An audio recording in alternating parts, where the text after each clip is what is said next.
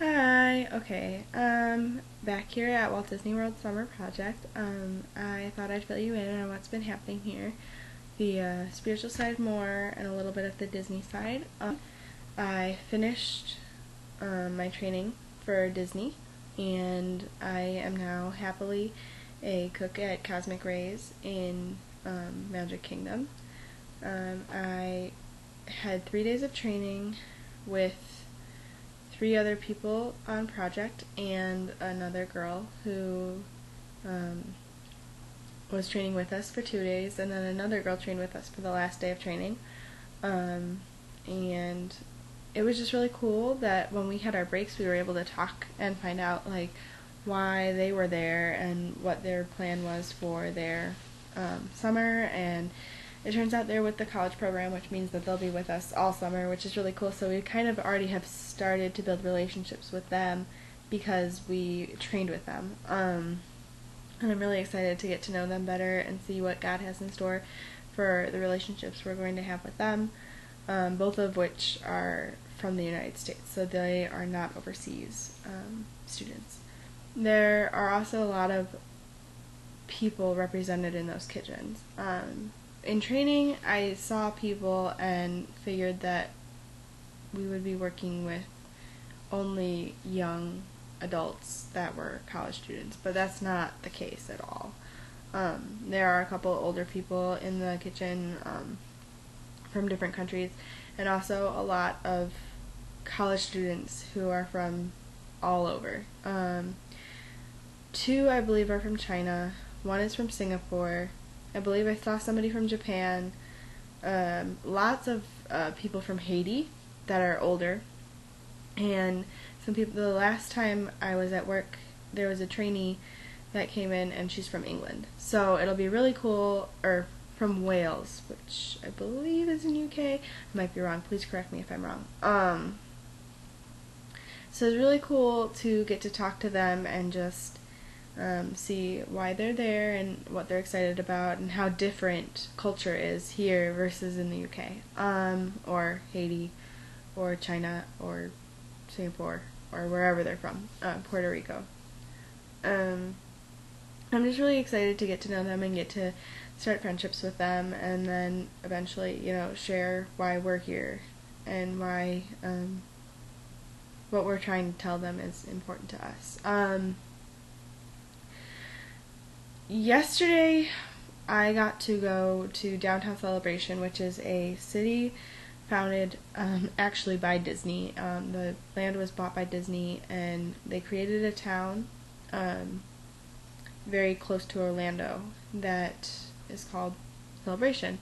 And it actually was part of Disney's plan when he built Epcot, was to have this city where people from all over the world lived. So that was really cool to hear that that was the case, and just cool to see what came of what Disney's plan had been. But when we got to walk around, there's a lake there, and we were walking around and we ran into a Mormon, and we were able to have a very long, very in-depth conversation with him about what he believes. And that was really cool because his beliefs weren't too far from ours, which kind of confused us a little bit, because he didn't follow a lot of what the Mormon church is founded on. So that was very interesting to just hear what his beliefs were and how he became Mormon, and how God is using him through his church, which was very interesting, and how he believes God is using him too. Also, today, we were sent to Epcot on a mission to get to know different countries, and how their lives are. And they split us up into groups, and I was in a group that spent like 2.5 hours in the UK. And we were given special identities, I guess you could say, saying that we were from the UK and that we had to follow certain rules. So we were only allowed to talk to one other person. We weren't allowed to get deep with them at all. And it was somebody on project. Sorry, I should have clarified. We weren't allowed to get deep with them at all. And we had to just kind of talk to them on a surface level without talking to anybody else, and just see how easy it was to try to get deep without getting deep. And that was really hard, and we had to do that for 2 hours, only talking to one person. It was quite a challenge for me and my partner, because we're both very talkative and very extroverted. They also had us doing different activities, like taking quizzes on British history, which was incredibly, insanely difficult. So that was very interesting, which kind of showed us how rich the heritage was in Great Britain, or is in Great Britain, and how important the past is to their present. We also got to go into the stores and just kind of look around and see what they find important and what they find interesting. And we had to take another quiz on that, and if we didn't get the answers right, we couldn't talk.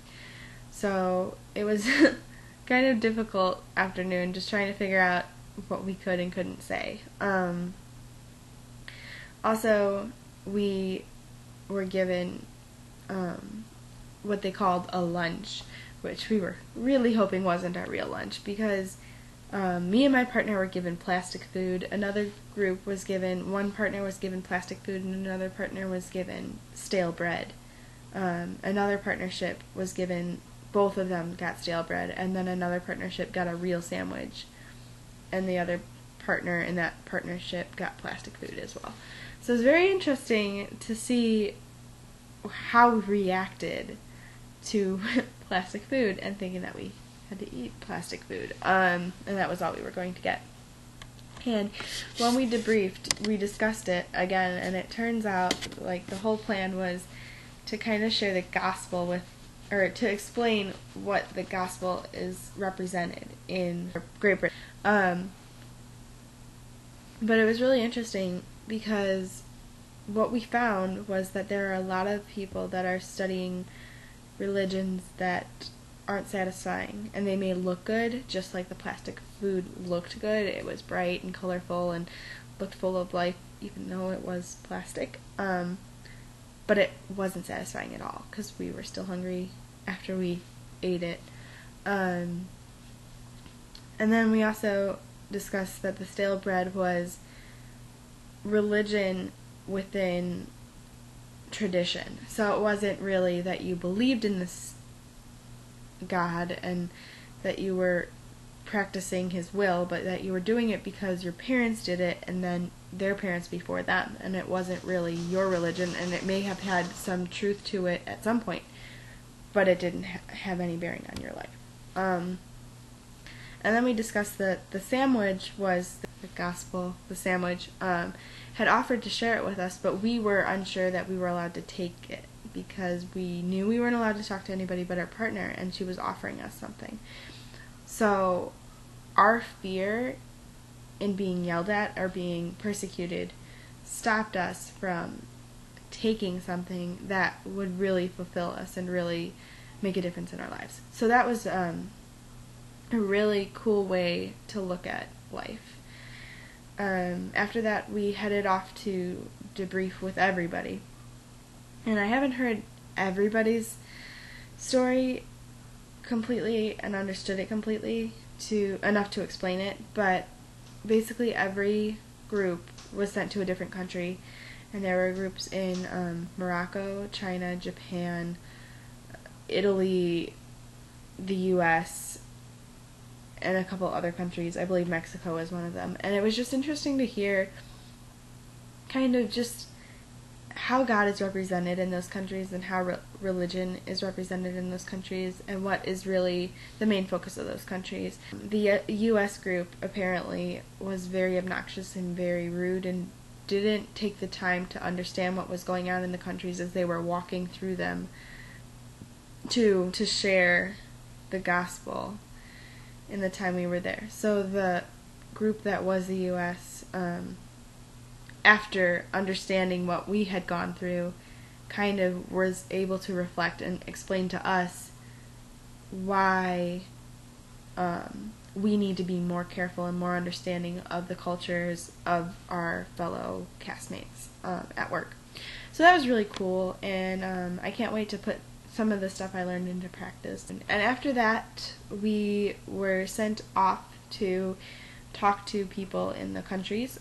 If you've never been to Epcot, Epcot is basically run by the people from the countries that are represented in Epcot. Like, you are in the country, only you're in the United States, which is really cool.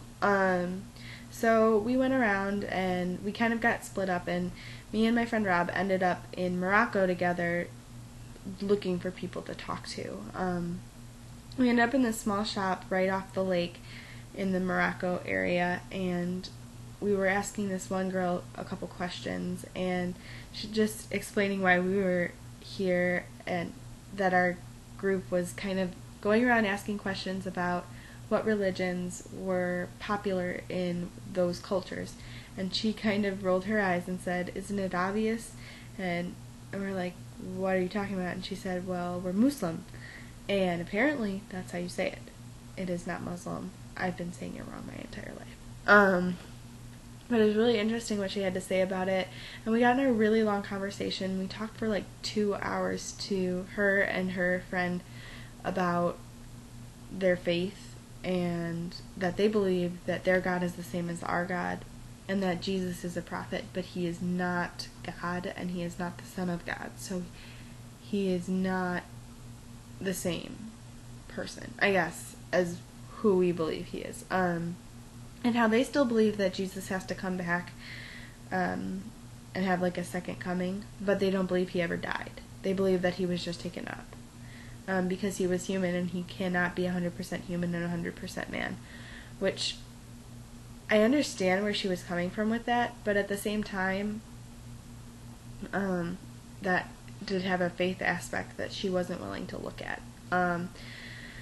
Also, we were discussing the Trinity, and she didn't understand that there could be God in 3 persons, and we couldn't further explain it more than what we did. And basically, she was saying that God was there from the beginning. Like, God has always been there. Nobody created God. God will always be there. And we agreed with her on that. We said, yeah, that's exactly true. But she didn't understand that that also meant that the Spirit and Jesus were there from the beginning as well. And she just couldn't wrap her head around the Trinity being there at the beginning, because it was kind of like saying that there were 3 at the beginning and not 1. But because God is 3 in 1, it kind of confused things, and she didn't really understand. And I guess that was partly what the Spirit had for her. So it was just a really cool experience, and I hope that I can have more experiences like that in the future. So basically, those are the big momentous occasions that have happened in the last 2 weeks, and I can't wait to tell you more. So thanks for listening. Bye.